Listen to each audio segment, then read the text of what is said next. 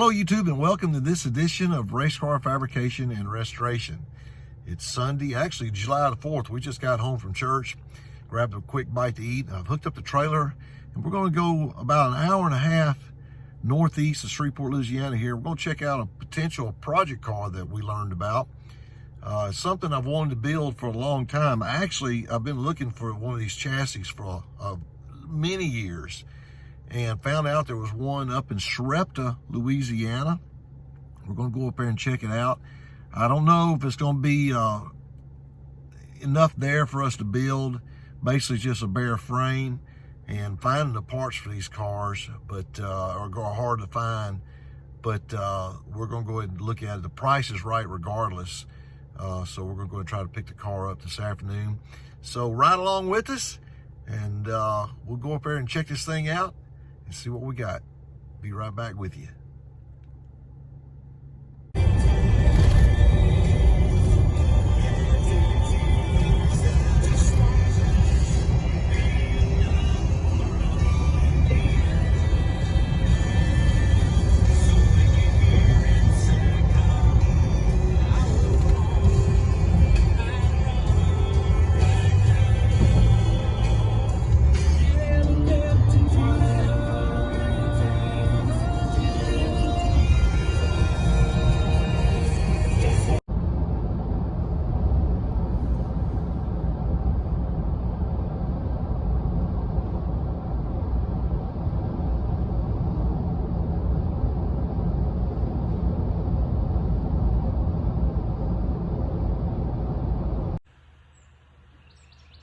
Welcome back, YouTube, and we have made the journey, and this is what we found.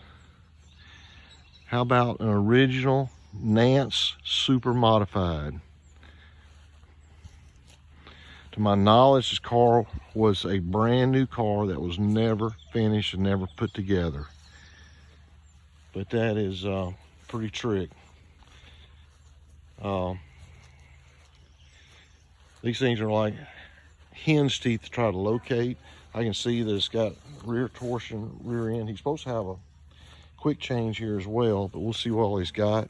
So yeah, we'll be right back with you, and we'll get this thing loaded up. But I'm very, very, very surprised to find something like this just sitting. So how about that?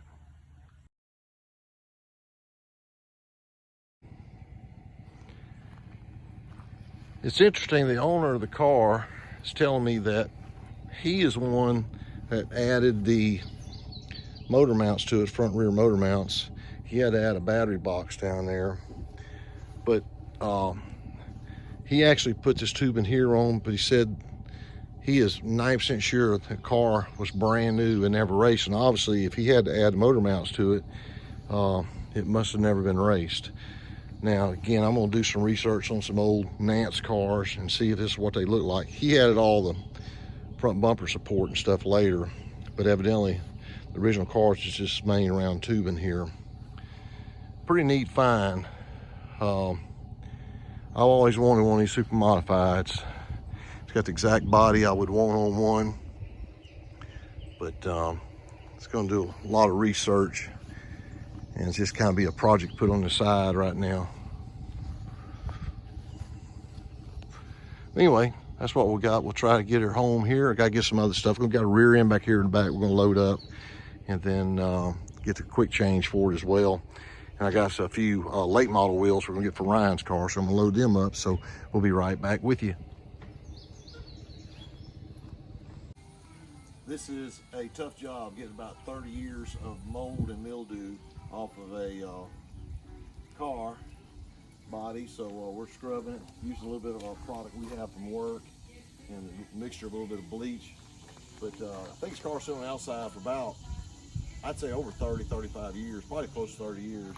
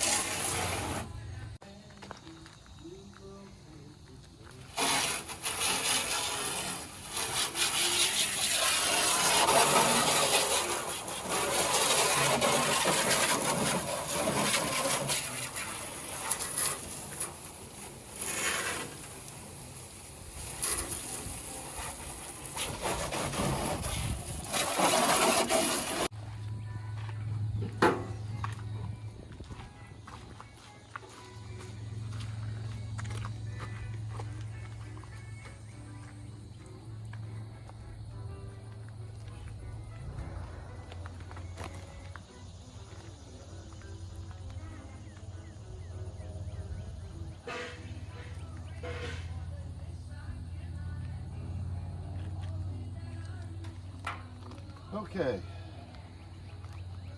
I'm tired. Thank God it's low humidity day for considering this time of year in Louisiana, but we'll get it washed up, get it in the shop, and be right back with you. Okay, welcome back YouTube, and got the car all cleaned up. Did a little repair there on the A post and fixed where the fiberglass was broke there, and got that kind of aluminum support in behind it. Did a little research on the parts, and I tell you, if you can find anything for this car, you're looking, $1,000 for the front end, probably $800 to $1,000 for a steering sector. You're looking for $1,000 for a rear end, get an open tube rear end. The rear end we got is an old steel tube, Halibrand, whatever I guess it was, but this is not the right style quick change that should go in the car. We should have an open tube. I don't know. I've just got to think about this. It's a shame. The more I've looked at the car, I think the car is a brand new original chassis. But we're going to keep researching, thinking here a little bit about it. I'm not sure really which direction we're going to go. But anyway, we did get it cleaned up. I tell you, that was a killer getting all that mildew off and mold off. That was been sitting out for a long, long time. But we got it in here, and we will take a look at it a little further. I've got my Speedway book out and trying to see what the old stuff. I used to carry all this bodies and stuff for these super modifieds, but it's just something you don't see anymore. I know there's a group out in Arizona. There's a big group in Tulsa, Oklahoma area that still has a lot of these cars, but like I say, trying to find the parts, it's going to be something else. But anyway, we will keep looking. So there's where we're at. We'll be right back with you in a minute. Welcome back, and hope you enjoyed seeing this old antique super modified. It doesn't seem that long ago, but back in the early 80s, man, these things were the bomb around this area. In Oklahoma, up around Tulsa, Oklahoma City, around Dallas area, and here in Northwest Louisiana, man, there was a bunch of them. Before I forget, I want to give a shout out to RaceOnTexas.com. These guys are helping us. If you noticed the last episode where we raced out at Boot Hill Speedway, and of course Trent picked up his second win of the year, that footage was from Race on Texas. And let me tell you, check those guys out, RaceOnTexas.com. They have tremendous amount of coverage that is available to you every week. Even if you don't live in this area, check them out, and you can subscribe, do a monthly subscription. It is basically what you'd pay for a pit pass.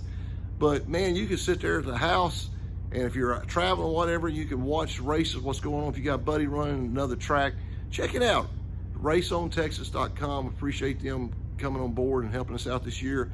And we are going to look forward to working with those guys for the rest of the season, and as we catch up on all the action that we're at around the Arklatex area. But hey, getting back to the Supermod, one thing I do want to mention, I talked to a friend of mine, longtime friend, Russell Shoulders over in Dallas, Texas. He gave me a lead on a guy who does have some parts for these cars. So we're going to check with him and see. We got to weigh out the options. Sometimes you spend too much money buying a bunch of parts when you'd be cheaper off trying to find one that's already put together. So we're trying to weigh those options out, but we will try to locate what we can. I'd love to build this car, but right now it's kind of 50-50. We just have to see what we can find. The parts are very, very difficult to locate, and they're expensive when you find them. So we will cross that bridge when we get there. But appreciate you guys watching as always. Thank you for subscribing. We picked up, I think, about 40-something new subscribers in the last couple of weeks. It's fantastic. Remember, we got to get to that magic 1,000 subscription rate. I think we're at 570 right now, so we're getting close. But appreciate you guys watching. Tell your friends and family about this channel, and join us again next time on Race Car Fabrication and Restoration. Take care.